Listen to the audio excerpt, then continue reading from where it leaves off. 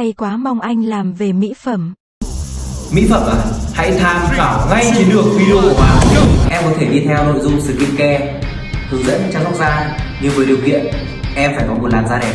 Chiến lược 2, nếu như em có shop, hãy tận dụng ngay bối cảnh ở cửa hàng và review những công dụng của sản phẩm.